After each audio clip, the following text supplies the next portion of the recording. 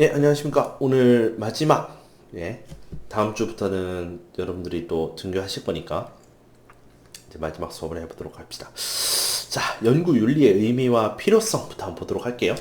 자, 연구를 할 때 있잖아요. 우리가, 연구 방법에 대해서는, 존재하는 것 같아. 그런데 우리가 연구를 할 때, 인간이 가지는 그런 존엄이나 이런 것들을 우리가 지켜가면서 연구를 해야 할까라고 했을 때는 이 연구 윤리에 대해서 여러분들 좀 고민해 보아야 할 것 같아요. 먼저 연구 윤리라는 것 자체는 좀 도덕적인, 그쵸? 그 모랄에 대한 내용이 바로 연구 윤리에 해당하는데요. 연구를 하면서 최소한 이거 정도는 지켜야 하지 않을까라는 그런 도덕적인 가치에 대한 내용이 바로 연구 윤리에 대한 내용이 되겠습니다. 자, 우리 연구윤리의 기본 가치는요, 세 가지가 있습니다. 첫 번째, 인간의 존엄성. 두 번째, 절차적 투명성. 세 번째, 내용의 정직성이에요. 자, 마땅히 우리는 인간입니다. 그죠? 인간의 대상으로 우리는 연구를 하는 사람들이에요. 그래서 사회과학자들이죠, 우리는.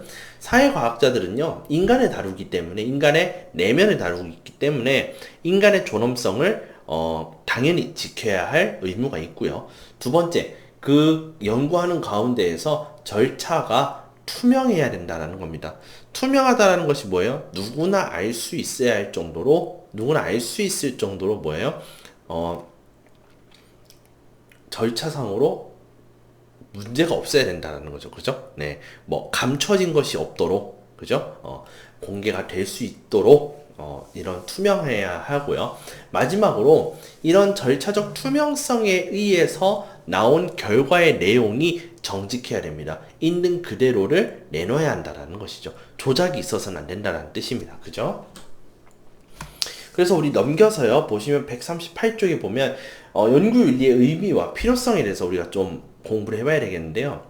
자, 먼저 연구윤리의 필요성이 무엇이냐면, 왜 필요하냐? 첫 번째, 요즘 연구는요, 기존의 연구와는 다르게 실적 중심이고, 그 다음에 경쟁의 원리가 적용되고 있어요. 그렇기 때문에 항상 연구자들은 연구비 문제와 실적에 시달리게 됩니다.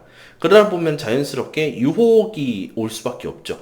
이거 조작하면은 내가 돈방석에 앉을 수 있는데, 내가 이거 조작 한 번만 해서 통과하면은 나에게 어마어마한 명예가 따라올 텐데, 이러한 이제 악마의 유혹을 많이 받게 되는 것이 현재의 연구자들의 상황이 되겠습니다.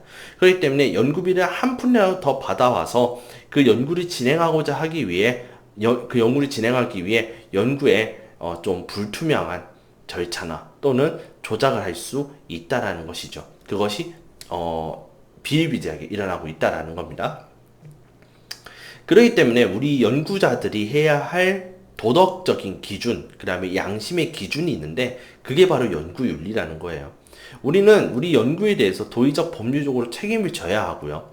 또한 이러한 도의적 법률적인 도의를 벗어났을 때에는 그런 이제 룰을 벗어났을 때 학계에 미치는 영향이란 굉장히 지대합니다. 그래서 이 학문을 하는 애들은 다 원래 저렇게 조작들을 잘하는가 이러한 그런 불신 이런 것들이 한번 휩싸이게 되면은 이 불신을 거둬내기까지는 굉장히 오랜 시간이 걸리게 돼요.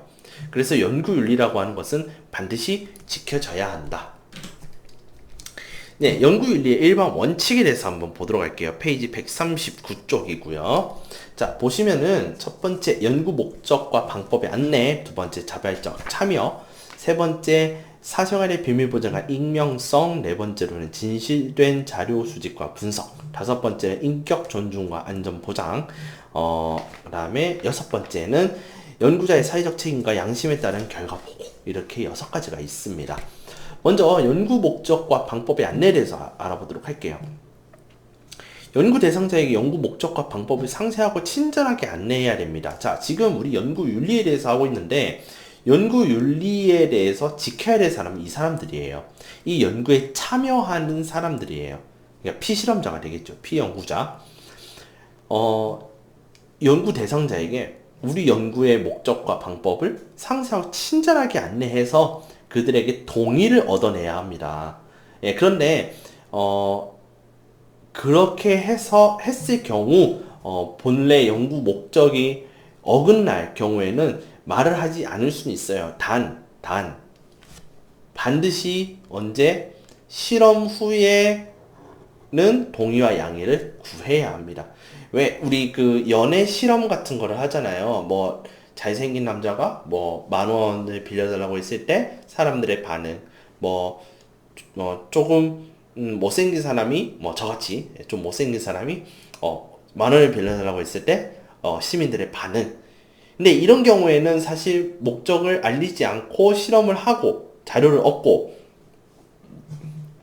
그 피실험자들에게 반드시 이런 목적으로 했었습니다. 이런 목적으로 제가 이렇게 했었는데 제가 사전에 말씀을 못 드렸습니다. 죄송합니다. 혹시 가능하다면은 이 실험 자료를 사용해도 될까요? 라고 동의와 양해를 구해야 합니다.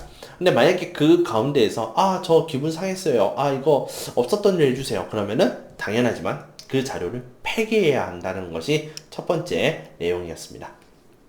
두 번째는요, 이 실험에 참여하는 연구 대상자들이 자발적으로 참여해야 된다는 겁니다. 이제 표절에 대한 내용 또는 그런 연구 윤리를 어긋난 내용들을 보면은 연구 대상자가 그러니까 교수의 연구자죠. 교수가 그 어떤 연구를 하는 데 있어서 그 피실험자들을 자신의 자신의 제자들을 대상으로 실험을 하는 겁니다. 그때 성적을 빌미로 뭐 성적 더 줄게, 학점 A 플러스 줄게, 뭐 한 등 올려줄게, 또는 뭐 그런 식으로 너 이번에 안 도와주면 너 무조건 A 못 맞을 거야, 이런 식으로 협박을 한다든가 그런 식으로 해서 참여를 해서는 안 된다라는 것을 얘기하고 있는 거예요. 두 번째. 자, 넘겨서 140쪽에 사생활의 비밀보장과 익명성 볼게요. 자, 이거를 간단하게 줄여서 얘기하면 한마디로 얘기할 수 있습니다. 연구 결과를 보고할 때까지 응답자의 익명성을 보장하라. 이게 사생활의 비밀보장과 익명성입니다. 네. 그래서 이땡땡, 김땡땡, 박땡땡 이런 식으로 그 응답자가 누구인지는 반드시 익명성을 보장해야 되는 것이죠. 신원 보호를 해줘야 됩니다. 그 다음에 진실된 자료 수집과 분석. 과학적 절차에 따라 진실된 자료만을 수집하고 분석해야 돼요. 그러니까 조작하지 말라는 뜻입니다. 그 다음에 인격 존중과 안전 보장. 연구에 참여함으로써 얻는 이득이 불이익보다 반드시 커야 됩니다. 내가 어떤 연구에 참여했는데 이것 때문에 내 다리를 도저히 못 쓰게 되는 상황이 막 일어날 수도 있는 거잖아요. 뭐 갑자기 어떤 연구를 했는데 갑자기 허리야 하더니 다음날 불구가 되거나 이러면은 안 되는 겁니다.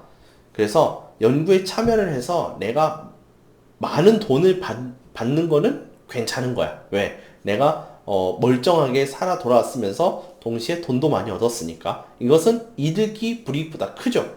그런데 이게 아니라 신체적이나 정신적으로 내가 불이익이 컸을 때는 돈을 아무리 많이 받아도 이건 저한테 있어서 손해겠죠. 그렇기 때문에 이 연구 대상자들에 대한 인격 존중과 안전 보장은 굉장히 중요한 내용입니다. 절대로 이런 일이 생겨서는 안 됩니다.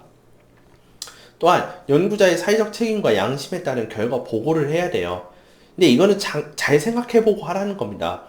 연구자가 어떤 실험을 했는데 어떤 결과가 나왔어. 근데 이거를 공표를 했을 때, 발표를 했을 때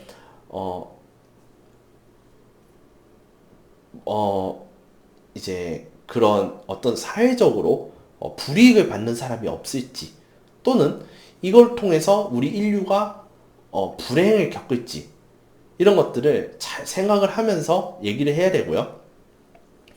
또한 이러한 결과를 과장을 하거나 축소하거나 왜곡을 발표해서는 절대 안 됩니다. 그건 양심에 찔리는 짓이겠죠. 그죠? 이러한 것들을 고려해 가면서 해야 된다는 말이 바로 연구자의 사회적 책임과 양심에 따른 결과 보고가 되겠습니다. 자, 그러면은 연구윤리의 위반 유형에는 어떤 것들이 있느냐?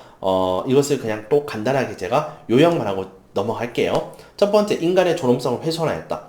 두 번째, 연구 대상자의 인권을 침해하였다. 세 번째, 증거 자료를 조작하였다. 네 번째, 비양심적 결과 보고를 하였다. 다섯 번째, 표절을 하였다. 표절에는 개념, 짜집기, 자기, 중복게재 이렇게 네 가지의 표절 방식이 있어요. 그래서 이 표절 정도는 좀 알아주셨으면 좋겠어요. 표절 요 정도는. 네.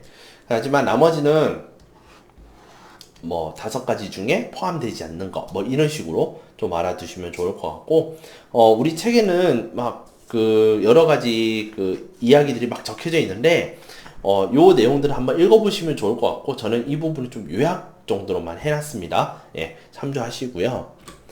자, 연구윤리 위반 사례는 제가, 일부러 제가 밀그램 실험만 제가 했어요. 네, 밀그램 사례만 제가 말씀을 드리고, 오늘 좀 빨리 끝내도록 하겠습니다. 자, 밀그램의 사례에서는요, 연구 대상자를 속이고 진행한 연구가 있어요. 인간의 기억과 학습 능력에 관한 연구라는 목적으로 사람들을 끌어모아 놓고 실제로는 사람들이 억압적인 권위에 굴복하는 이유에 대한 가설 입증 실험을 해버린 거예요. 그러니까 이미 연구 대상자를 속인 거죠. 그러니까 이건 이미 연구윤리에 위반한 겁니다. 예. 그리고 자기와 똑같이 연구 대상자들과 똑같이 학생 역할을 할 사람을 데려왔다. 예, 이렇게 얘기한 것도 역시 뭐예요? 속인 거죠. 역시 연구윤리 위반 사례입니다. 그래서 이런 연구윤리 위반 사례, 밀그램의 사례 정도를 우리가 한번 읽어보셨으면 좋겠어요. 읽어보셨으면 좋겠어요. 네. 그래서 우리 오늘 한 10분 정도 예, 예, 수업을 좀 빨리 했는데요. 여러분들 지금 많이 바쁘신 가운데에서 예, 온라인 수업 잘 들어주셔서 감사드리고 다음 주에는 여러분들 학교에서 볼 수 있으니까 예, 거기에서 좀 더 이야기를 많이 해보도록 하겠습니다. 오늘 수업은 여기까지고요. 다음 주에 뵙도록 합시다.